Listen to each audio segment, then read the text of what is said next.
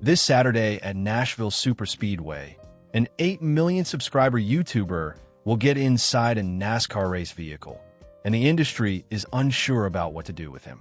Cleetus McFarland, whose true name is Garrett Mitchell, is scheduled to compete in the O'Reilly Auto Parts Series event on May 30th in the number 33 Richard Childress Racing Chevrolet.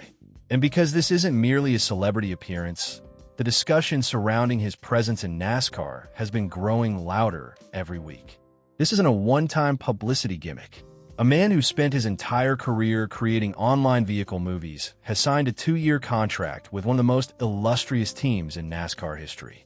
And one of the most reputable voices in the sport, Kevin Harvick, completely missed that. Earlier this year, Harvick's response to Cleetus breaking the news live on his Fox Sports program was one phrase. What? That's all total disbelief.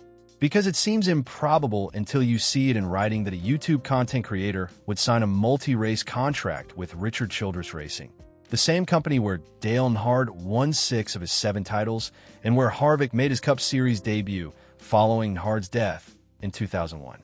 It was a 2-year part-time contract, though. The O'Reilly Auto Parts Series has 3 races annually. The automobile with the number 33. Tommy's Express is the sponsor. Real NASCAR is a contracted agreement with a legendary race team that lasts until 2027, not a one-day tryout or reality show. So just who is Cleetus McFarland? And why is any of this important? You most likely already recognize the moniker if you're familiar with NASCAR culture. Here's the condensed version for those who don't.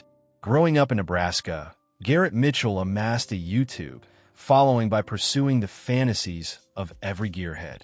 He purchases muscle cars, builds them in his garage, and then completely destroys them on drag strips and racetracks while yelling into the camera about how much he adores horsepower in America. He currently has more than 8 million subscribers.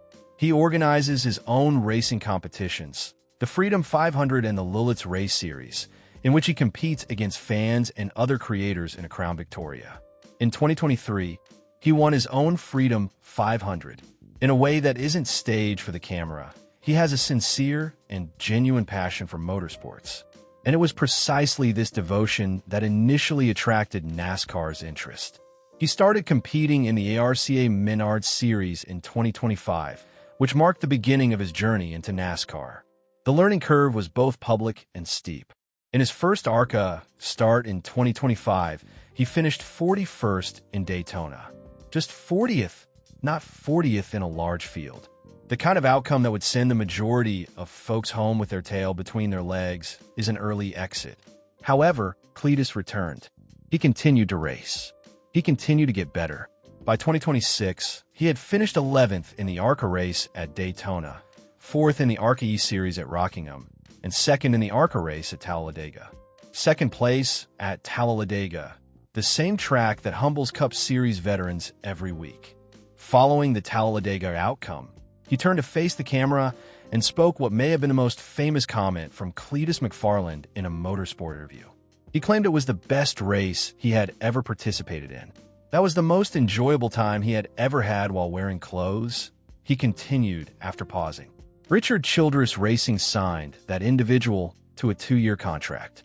Additionally, Richard Childress has been completely committed from the beginning. Childress described it as a dream come true opportunity and expressed how thrilled the entire organization was to collaborate with someone who has such a genuine connection to the sport and such passion. And the secret to comprehending why NASCAR is actively embracing Cleetus McFarland's presence rather than merely putting up with it is that phrase, authentic connection. Because NASCAR has spent years attempting to figure out how to appeal to younger audiences and make the sport seem interesting and approachable to those who didn't grow up watching it on Sunday afternoons. And now, there's a person with 8 million subscribers who already enjoys racing, has a vehicle and speed-obsessed fan following, and is prepared to put in the effort to earn his place on the grid. On April 4th, he made his unimpressive O'Reilly Series debut at Rockingham. That must be stated. The day quickly became tricky once he started on the 35th. Music. Early in the race, on lap 4, he saved a spin, demonstrating true car control and providing the audience with a moment. However, he was unable to stop himself and officially spun on lap 206, sending him to the rear of the race. He was the last person to complete, coming in at number 32. Additionally, the NASCAR community's response was intriguing since it quickly divided into two groups. One side made the predictable claims that he doesn't belong, that he is displacing a legitimate driver who deserves the chance, and that famous guests are inexpensive in the sport. The opposing viewpoint emphasized that he completed the race, that he demonstrated real progress throughout the day, and that the tens of thousands of new spectators his presence attracted to a Rockingham race weekend are precisely the kind of thing NASCAR cannot produce on its own, regardless of how much money they spend on marketing. Things became truly contentious when the Talladega incident arose. Cleetus was given permission to compete in the O'Reilly Series race at the same circuit following his second-place ARCA performance at Talladega. This would have been a huge occasion. On the same weekend, Talladega in the O'Reilly car won a podium at ARCA on the same track. The storyline was flawless, but NASCAR withdrew his endorsement. At that time, the governing authority determined that he had not yet fulfilled the prerequisites to progress to that level of competition at that specific track. His supporters were taken aback by the decision, which also spurred a valid discussion about whether NASCAR was being bureaucratic at the worst possible time or protecting the field. People have come to support Cleetus because of the way he handled things. Despite his disappointment, he refrained from having a public outburst. He simply stated that Nashville will come next and proceed. Thus, the race in Nashville on May 30th turns into a statement. This isn't merely a debut anymore. This is the second part of a narrative that NASCAR fans are now truly interested in. Is he able to outperform Rockingham? Can he steer clear of the kinds of on-track and mechanical mishaps that ruined his first start? Nashville Superspeedway is a 1-mile concrete oval that emphasizes discipline and patience, two qualities that may be more crucial for a budding driver than speed. The O'Reilly Series field is filled with hungry drivers who have been working hard for years to advance, and NASCAR's intermediate tracks can punish mistakes harshly. On Saturday night, Cleetus won't receive any favors. However, even his most critical detractors must admit this about Cleetus McFarland when they are being truthful. The dude truly feels like a car. The ARCA outcomes are not coincidental.